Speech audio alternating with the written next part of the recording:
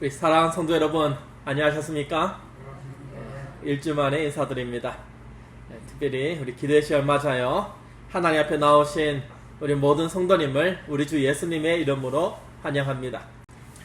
하나님 앞에 나아가는 이 기도의 시간, 성령 하나님께서 하시는 두 가지 사역이라는 제목으로 말씀을 나누겠습니다. 시작하는 성경 말씀 사도행전 1장 4절에서 8절입니다. 사도행전 1장 4절에서 8절 제가 읽어드리겠습니다. 사도와 함께 모이사 그들에게 분부하여 이르시되 예루살렘을 떠나지 말고 내게서 들은 바 아버지께서 약속하신 것을 기다리라. 요한은 물로 침례를 베풀었으나 너희는 몇 날이 못되어 성령으로 침례를 받으리라 하셨느니라. 그들이 모였을 때에 예수께 여쭈어 이르되 주께서 이스라엘 나라를 회복하심이 이때이니까 하니 이르시되 때와 시기는 아버지께서 자기의 권한에 두셨으니 너희가 알 바 아니요. 8절 오직 성령이 너에게 임하시면 너희가 권능을 받고 예루살렘과 온 유대와 사마리아와 땅끝까지 이르러 내 증인이 되리라 하시니라. 또 한 주일 동안 세상의 거친 파도 속에서 지친 몸과 마음으로 하나님의 성전을 찾으신 우리 모든 성도님을 다시금 환영합니다. 제 한 주간의 삶으로 정말 분주하고 때로는 우리의 영적 에너지가 고갈되기도 합니다. 지난 한 주 동안 내가 정말 하나님의 백성으로서 그리스도인으로서 제대로 살고 있는가? 왜 나에게는 사단과 싸워 이길 힘이 또 이웃에게 복음을 나눌 힘이 그런 능력이 부족할까라는 영적인 부담감과 무력감을 느껴보신 적이 있으십니까? 우리 주님께서는 우리에게 그 부담감을, 그 무력감을 해결하는 하늘의 방법을 우리에게 알려주십니다. 그것이 바로 사도행전 1장 4절에서 8절에 있는 말씀입니다. 사도행전 1장 4절에서 8절의 말씀을 우리의 이 말씀 통해서 우리의 본이 되시는 예수님의 발자취를 따라가면서 성령 하나님께서 행하시는 두 가지 거룩한 사역이 무엇이었는지 그것을 잠깐 말씀드리고자 합니다. 성경은 성령의 사역이 매우 다양하다고 얘기합니다. 그 중에 첫 번째 사역은 모든 사람을 위한 보편적인 사역입니다. 성령 하나님께서 우리를 구원으로 이끄시는 이 보편적인 역사, 그 목적은 우리가 회개를 하고 예수 그리스도를 개인의 구주로 영접하도록 하는 것입니다. 그 대상이 바로 우리고 이 땅을 사는 모든 사람들입니다. 그 결과 죄를 깨닫고 물의 침례를 받습니다. 이것이 성령께서 보편적으로 모든 이들을 향해서 행하시는 역사입니다. 그 사람이 얼마나 큰 죄를 범죄했는지 그것은 상관치 않습니다. 오직 예수 그리스도를 개인의 구주로 영접하였는가? 우리가 처음 예수님을 개인의 구주로 고백하고 십자가의 은혜 앞에서 눈물을 흘렸던 그 순간은 우리의 지성이나 의지로 된 것이 분명 아닙니다. 성령께서 우리 마음에 역사하셔서 우리로 하여금 죄를 깨닫게 하시고 예수 그리스도를 개인의 구주로 영접하게 하신 것입니다. 우리가 회개함으로써 물의 침례를 받도록 이끄신 것입니다. 이것은 세상 모든 영혼을 구원하시기 위해서 성령 하나님께서 베푸시는 은총의 첫 번째입니다. 그래서 많은 재림 성도들이 이 첫 번째 사역에만 머물러 있기 때문에 주중에 한 주의 삶에서 영적인 부담감이나 영적인 무력감을 경험합니다. 성령 하나님께서는 또 하나의 결정적인 두 번째 사역이 있으십니다. 바로 능력을 주시는 성령의 침례입니다. 성령 하나님의 또 다른 사역의 대상은 하나님을 아는 자들을 향해서 행하시는 사역입니다. 첫 번째 이 구원의 보편적 역사는 이 땅을 살아가는 모든 사람이 대상이었다면 이 두 번째 성령의 능력, 성령의 침례를 주심으로 하늘의 권능을 주시는 이 능력은 하나님을 믿는 백성들을 위한 능력입니다. 이미 예수 그리스도를 개인의 구주로 영접하였고 구원을 약속받은 자들을 위해서 행하시는 역사입니다. 성령 하나님의 또 다른 목적은 하나님을 아는 자들 곧 여러분과 제가 우리가 진정한 그리스도인의 삶과 사명을 감당하도록 하시는 것입니다. 여러분, 우리는 진정한 그리스도인의 삶을 살고 있습니까? 그 삶을 감당하도록 하시는 분이 바로 성령 하나님이십니다. 그 삶은 우리가 노력해서 되는 것이 아닙니다. 우리가 물론 기도도 열심히 하고 성경도 열심히 읽지만 내가 그렇게 해서 되는 것이 아니라는 것입니다. 하늘로부터 위로부터 부어지는 권능으로 되는 것입니다. 요한복음 14장 16절에서 17절에 이와 같이 증거합니다. 요한복음 14장 16절에서 17절입니다. 내가 아버지께 구하겠으니 그가 또 다른 보혜사를 너에게 주사 영원토록 너희와 함께 있게 하리니 그는 진리의 영이라 세상은 능히 그를 받지 못하나니 이는 그를 보지도 못하고 알지도 못함이라. 그러나 너희는 그를 아나니 그는 너희와 함께 거하시며 또 너희 속에 계시겠습니다. 여기서 보혜사는 원어로 이 파라클레토스라는 헬라어 단어입니다. 다시 말해서 이 단어의 뜻은 우리 곁에서 도우시기 위해 부름을 받은 분이란 뜻을 가지고 있습니다. 그리고 예수님은 너희 속에 계시겠습니다 라고 분명하게 말씀하셨습니다. 바로 성령께서 우리를 위해서 하늘에서 부름을 받아 우리를 위해서 이 땅에 오셨고 우리를 위해서 이 땅에 계시겠다고 예수님께서 분명하게 말씀하셨습니다. 성령께서 우리를 위하여 우리와 함께 하십니다. 이것은 구원받은 자들에게 한 번 더 임하는 성령의 침례, 다시 말해서 그리스도인답게 하나님 백성답게 하나님의 아들과 딸로서 살아가고 하나님의 남은 사업을 감당할 수 있도록 하늘에서부터 부어지는, 위에서부터 부어지는 권능을 의미하는 것입니다. 오순절에 임했던 이 약속은 과거 오순절의 역사로 끝나는 것이 아니라 오늘 이 시간에도 지금을 살아가는 우리에게도 여전히 유효한 현재 진행형의 약속입니다. 그래서 우리가 날마다 늦은 비의 성령의 역사를 지난 수십 년 동안 간절히 기도해왔죠.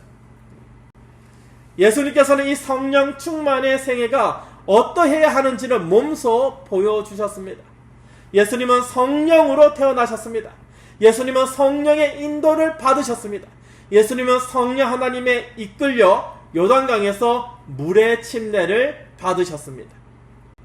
그런데 성경은 그 이후의 사건을 극적으로 조명하여 살펴보여줍니다. 누가복음 4장 전반부에서 예수님은 성령 하나님의 이 충만함을 입으신 직후에 광야로 가셔서 사단과의 치열한 전쟁을 치르셨습니다.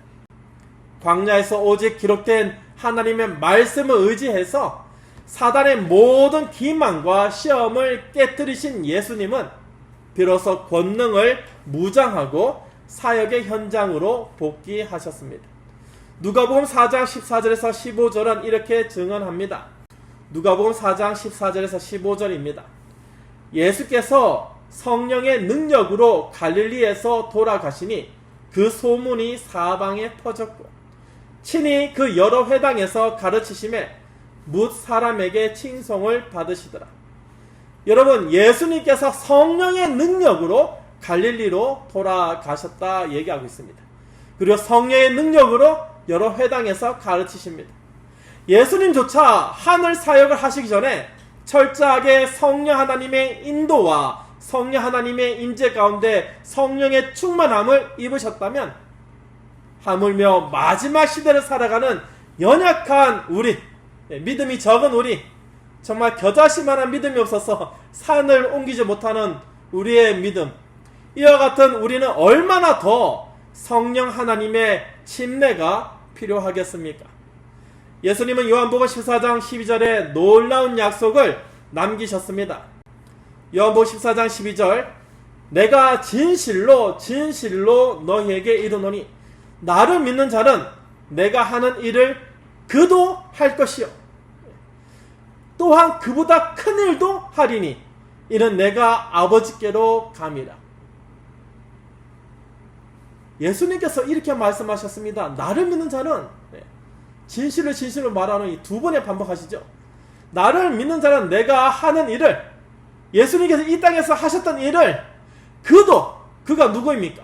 예수를 믿는 그도 할 것이요 또한 그보다 더 큰 일, 예수님께서 이 땅에서 행하셨던 일보다 더 큰 일을 할 것이라고 얘기하십니다. 우리가 마지막 때인 지금 예수님의 일을 하고 예수님이 하신 일보다 더 큰 역사를 이룰 수 있는 유일한 비결은 우리가 뭔가 할 수 있어서 그런 것이 아니라 예수님께서 갈릴리로 돌아오실 때 입으셨던 바로 그 성령의 권능으로, 그 성령의 권능을 통해서 우리도 매일매일 공급받는 것입니다. 매일매일 공급받아야 합니다. 성도 여러분, 기억하셔야 됩니다. 잊으면 안 됩니다. 성령 충만의 경험이 있기 전에도 이미 하나님께서는 우리와 함께 계셨습니다. 그 성령의 이끄심으로 우리는 예수님을 구주로 영접했습니다. 우리는 거기서 너무나 오랫동안 멈춰 있었습니다. 이제 거기서 멈추어서는 안 됩니다. 우리가 매일 아침 성령께서 우리에게 충만히 임하시도록 전적으로 성령 하나님의 권능을 허용하지 않는다면 그리스도인, 예수님을 믿는 사람, 곧 예수님을 믿는 자로서 누구라도 그리스도의 능력의 충만함을 결코 그 삶 가운데서 경험할 수 없을 것입니다. 성령 하나님의 충만함을 우리는 구해야 됩니다. 성령 하나님의 임재를 경험해야 됩니다. 어제의 성령 충만으로 오늘을 살 수 없습니다. 오늘 아침에 정말 말씀을 읽고 정말 기쁨 가운데 가게 됐고 말씀에 감사함으로 있었다고 그 감사함으로 내일을 살 수 없다는 것입니다. 그 충만함은 내일을 살 수가 없습니다. 우리는 매일매일 공급받아야 됩니다. 매일매일 성령 하나님의 임재를 경험해야 합니다. 그렇기에 예수님은 사도행전 1장 4절에서 5절에 복음을 전하러 서둘러 나가지 말고 먼저 아버지의 약속하신 성령의 침례를 기다리라고 명령하셨습니다. 여러분, 우리가 복음을 증거하기가 얼마나 말을 하기가 얼마나 쑥스럽고 실수할까봐 걱정되고 혹은 관계가 어색해질까봐 걱정이 많이 되고 염려가 되고 그렇지 않습니까? 하나님께서 충분히 아십니다. 예수님께서 충분히 공감하십니다. 그래서 우리에게 성령 하나님을 보내셨고 성령 하나님의 권능을 입으라고 말씀하십니다. 사도행전 1장 4절에서 8절입니다. 사도와 함께 모이사 그들에게 분부하여 이르시되 예루살렘을 떠나지 말고 나에게서 들은 바 아버지께서 약속하신 것을 기다리라. 요한은 물로 침례를 베풀었으나 너희는 몇 날이 못되어 성령으로 침례를 받으리라 하셨느니라. 그들이 모였을 때에 예수께 여쭈어 이르되 주께서 이스라엘 나라를 회복하심이 이때니까 하니 이르시되 때와 시기는 아버지께서 자기의 권한에 두셨으니 너희가 알 바 아니요 오직 성령이 너희에게 임하시면 너희가 권능을 받고 예루살렘과 온 유대와 사마리아와 땅끝까지 이르러 내 증인이 되리라 하시니라. 제자들이 모여서 예수님께 묻습니다. 이스라엘 나라를 회복하심이 이 로마의 압제 가운데 이런 이 괴로움이 언제까지입니까? 이때까지입니까? 라고 눈앞에 현실적이고 세상적인 보상에 연연할 때 예수님께서 그 시기와 기한은 하늘에 그냥 맡겨두고 이 땅에서 우리의 공고함과 우리의 괴로움과 우리의 기쁨과 우리의 슬픔과 우리의 모든 것을 그냥 그 기한을 하늘에 맡겨두고 오직 성령이 임할 때 주어지는 권능을 받는데 집중하라고 하셨습니다. 여러분, 우리는 성령 하나님의 임재를 집중해야 됩니다. 성령 하나님의 권능을 받는 데 집중해야 됩니다. 우리가 더 힘써 기도 드려야 되겠습니다. 성령의 부어주심이 없다면 우리의 모든 활동은 인간적인 열심에 불과합니다. 오래지 않아서 영적 빈사 상태, 다시 말해서 영적으로 기절한 상태에 빠지게 될 것입니다. 영적으로 죽은 사람과 별반 다른 것이 없게 될 것입니다. 기억하시길 바랍니다. 이 성령의 침례는 과거 오순절 다락방의 제자들에게만 국한된 사건이 아닙니다. 오늘날 살아가는 모든 그리스도인에게, 여러분과 저에게 동일하게 유효한 약속입니다. 예수님께서는 누가복음 11장 13절 통해서 우리에게 확실하게 약속하셨습니다. 너희가 악할지라도 좋은 것을 자식에게 줄 알거든 하물며 너희 하늘 아버지께서 구하는 자에게 성령을 주시지 않겠느냐 하시니라. 여러분, 우리가 믿음으로 간구하기만 하면은, 이미 받은 줄 알고 감사하면은 하나님께서는 한량없는 성령의 충만함을 우리에게 부어주실 것입니다. 우리가 살아가며 붙잡아야 할 단 하나의 실천적 영적 메시지는 매일매일 날마다 아침마다 나의 삶을 주님께 맡기고 성령 하나님의 성령의 침례를 간구하라는 것입니다. 여러분, 주의 오심을 예비하는 이때에 우리는 성령 하나님의 역사를 간구해야 되겠습니다. 성령 하나님의 능력을, 권능을 간구해야 되겠습니다. 사단과의 그 영적 전투에서도 예수님께서는 성령 하나님의 도심 가운데 임하였습니다. 여러분, 이 마지막 때에 넉넉히 있는 것이 아니라 성령 하나님의 임재 가운데서 마지막을 준비하여 우리 주의 오심을 예비해야 되겠습니다. 오늘 본문의 기초가 되는 정말 우리 스스로에게 물어야 되는 강력한 질문 두 가지가 있습니다. 나에게, 스스로에게 정직하게 한번 물어보시기 바랍니다. 나는 그리스도를 개인의 구주로 영접하였는가? 두 번째, 나는 매일의 생애를 그리스도께 위임하기로 결심하였는가? 만약 여러분께서 이미 그리스도를 영접하였고 비록 부족할지라도 매일의 삶 속에서 예수님을 따르기로 갈망하신다면, 또한 성령을 갈급히 구하고 있다면 여러분은 이미 성령의 침례를 받을 자격이 충분히 갖춰진 하나님의 백성입니다. 이제 그 확신을 가지고 약속의 말씀을 굳게 붙잡고 성령 하나님의 인재를, 성령의 권능을 간구하시길 바랍니다. 시편 32편 8절에 하나님께서 우리에게 약속하십니다. 내가 너의 갈 길을 가르쳐 보이고 너를 주목하여 훈계하리로다. 이웃과의 소통이 끊어지고 선교가 두렵게 느껴지는 현대 사회에서 성령 하나님의 임재와 성령의 침례를 받은 자들은 주님께서 갈 길을 가르쳐 보이시는 세밀한 인도를 경험하게 될 것입니다. 형식적인 종교 생활, 습관적인 생활이 아니라, 습관적인 예배가 아니라 오늘 제공된 기도문에 제가 지금 여러분들께 기도문을 하나 보내드리겠습니다. 제가 카톡으로 예배 시작 전에 제가 보내드린다는 것이 제가 바로 보내드리겠습니다. 예배 시작 전에 보내드리려고 준비를 해놨다가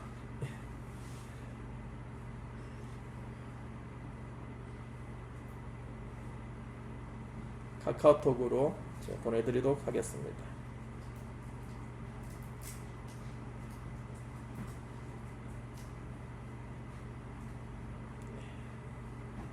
지금 보내드렸습니다.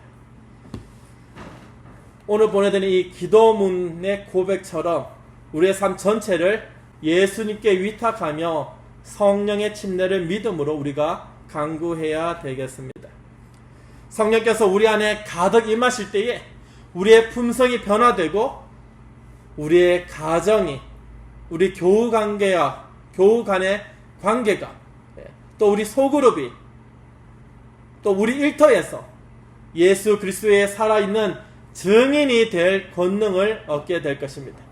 성도님의 매일의 삶이 하늘 아버지의 가장 좋은 선물인 성령을 확신 속에서 받아서 누리시는 재림 성도가 되실 바라면서 오늘도 내일도 모레도 매일 아침마다 우리의 삶을 하나님께 위탁하고 성령의 권능을 받으시길 간절히 바라며 이 시간 말씀을 드리겠습니다. 기도문을 제가 읽어 드리겠습니다. 하늘 아버지, 나의 구주로서 예수 그리스도를 영접하도록 이끌어 주시니 감사합니다. 이제는 나의 모든 죄를 용서하여 주시기를 구합니다. 내 삶의 전부를 예수님께 위탁하기를 원합니다. 성령으로 나를 충만케 하실 것이라는 약속에 대하여 감사드립니다. 그렇게 바로 지금 내 삶의 성령의 침례에 대한 약속이 이루어지기를 간청합니다. 그리고 다시 간구하오니 내 안에 예수님께서 가득 임하시고 그로 말미암아 그분의 품성이 내게 충만히 나타나도록 하여 주시옵소서. 당신의 약속을 붙잡습니다. 성령의 권능이 내게 임하도록 하심으로 나로 하여금 예수를 위한 사역으로 이끌어 주옵소서. 예수님의 이름으로 기도합니다. 이와 같은 기도문으로 우리가 함께 기도하게 되기를 간절히 바랍니다. 앞에 보는 이 조가 무슨 조입니까? 혹시 보이십니까? 예. 이제 7월부터 12월까지 새롭게 편성된 조입니다. 예. 사실 우리가 좀 규모가 작고 작은 교회지만은 서로 형편이 있어서 오지 못하는 분이 계시면 우리가 이해하지만은 이대로 앉으시라는 것은 아닙니다. 각 조마다 우리 조에 오지 못하신 분을 위해서 이 시간 잠시 개인기도 드리겠습니다. 먼저 이 분들 위해서 이 자리에 참여하지 못한 성도를 위해서 잠시 개인기도 드리겠습니다. 그리고 또 기도하도록 하겠습니다. 잠시 개인기도 드리겠습니다.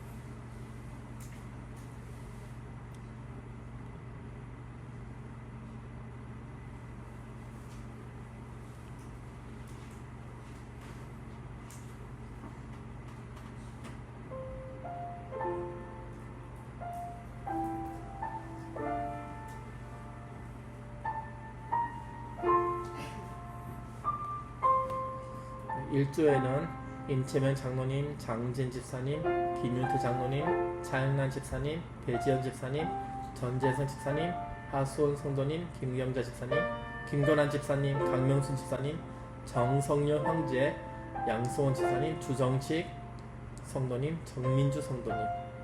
1조입니다. 2조입니다. 2조 김기산 장로님, 정영수 집사님, 주채지 장로님, 헐자 집사님, 송형수 집사님, 김정자 집사님, 김은경 집사님, 김수동 형제, 김은선 집사님, 이정미 집사님, 최창훈 집사님, 홍영화 집사님, 박진욱 성도님, 유순옥 성도님, 집사님.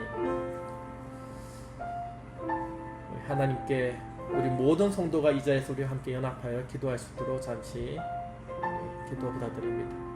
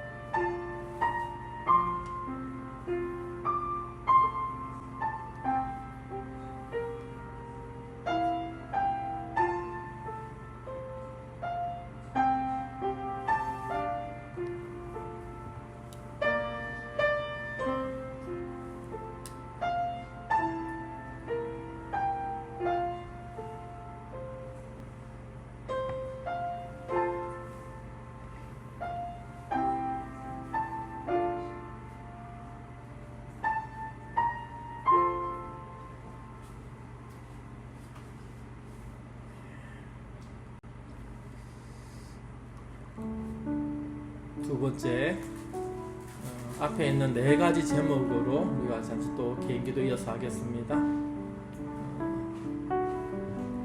저는 올해가 가기 전에 우리 성도님들이 함께 짝으로 혹은 둘, 셋이 혹은 조별로 모여서 기도하는 시간을 가질까 합니다. 오늘은 이 네 가지 제목을 앞에 보시고 제가 이 제목으로 기도하도록 하겠습니다. 기도는 목적 기도가 있습니다. 주어진 목적을 위해서 이 목적의 내용만 기도하는 것입니다. 우리가 목적 기도가 주어졌을 때는 서로를 위해서 기도하면 좋겠지만 그 이후에도 서로를 위해서 기도하는 시간이 있으니까 중복되지 않도록 목적된 기도 제목으로만 기도하면 좋겠습니다. 오늘은 제가 기도드리고 다음 우리 기도하게 될 때는 두 번씩, 그 다음에 기도하게 될 때 혹 세 분씩 그렇게 기도할 수도 하겠습니다. 제가 이 기도 제목으로 오늘은 제가 기도하겠습니다. 하늘에 계신 하나님 아버지, 내가 너의 갈 길을 가르쳐 보이고 너를 주목하여 훈계하리로다 라고 말씀하여 주심에 감사드립니다.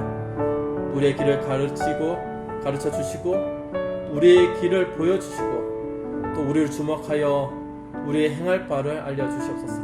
오늘 시간 특별히 아버지 앞에 간절히 기도드립니다. 우리 장림교회 모든 성도님의 삶 가운데 성령 하나님 임하여 주시옵소서. 성령의 침례를 경험하게 하여 주시옵소서. 개인의 영적이 온전히 회복되도록 하나님 함께하여 주시옵소서. 매일 아침 우리 자아를 하나님 앞에 내려놓길 원합니다. 사단의 시험을 이길 영적 권능을 우리에게도 약속하신 말씀처럼 부어 주시옵소서. 아버지, 가정과 일터에서의 우리의 품성 변화를 위하여 기도드립니다. 우리 내면의 품성이 변화되길 원합니다. 우리 마음에 예수 그리스도의 마음을 품기를 원합니다. 날마다 우리 가족이 예배의 제단을 쌓음으로 예수님의 향기가 드러나는 가정이 되길 원합니다. 우리 가정에 임하옵시고 우리 일터에 임하셔서 우리의 품성이 예수님을 드러내는 품성이 되도록 성령 하나님 임재하여 주시옵소서. 아버지 하나님, 또한 우리 매달 둘째 주마다 소그룹으로 모임을 하고 있습니다. 온라인으로 비록 모이지만은 우리가 힘써 모이고 있습니다. 그리고 우리가 7월, 8월 스마트 클럽으로 귀한 영혼들을 교회에 인도하고자 지역 봉사를 행하고 있습니다. 갈 길을 보이시는 지혜를 허락하여 주시옵시고 우리 모든 성도님 마음 가운데 서로 위하여 기도하고 아버지 하나님의 교회를 위하여 힘쓸 수 있도록 성령 하나님의 임재를 간구할 수 있도록 우리의 입술을 주장하여 주시옵소서. 특별히 이 교회를 거쳐가는 모든 구조자들의 마음밭에 하나님의 구원이 새겨지도록 하나님 역사하여 주시옵소서. 아버지 하나님, 이 교회와 마지막 때에 하나님의 남은 사업을 위하여 기도하길 원합니다.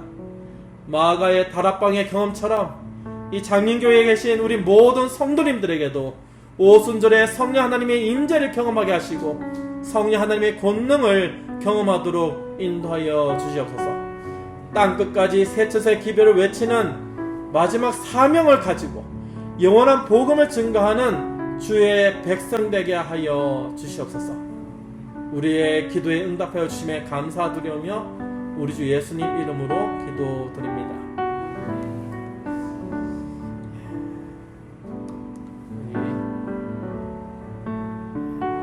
오늘 제가 드린 말씀 기억하시고 특별히 시편 32편 8절 내가 너의 갈 길을 가르쳐 보이고 너를 주목하여 훈계하리로다 라는 주의 말씀을 의지하셔서 우리 하나님 앞에 나아가는 시간이 되기를 간절히 바랍니다.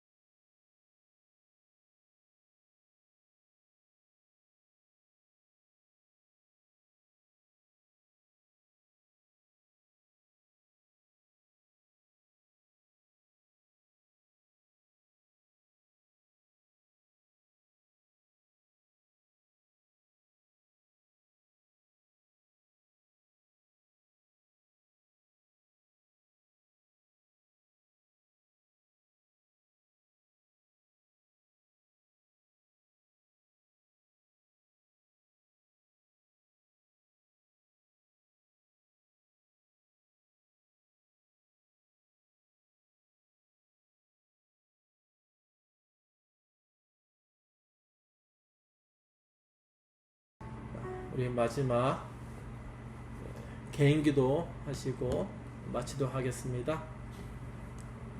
기도문을 읽으셔도 속으로 읽으셔도 되고 개인적으로 성령 하나님께서 우리와 함께 하시기를 개인적으로 기도 드리기를 부탁드립니다.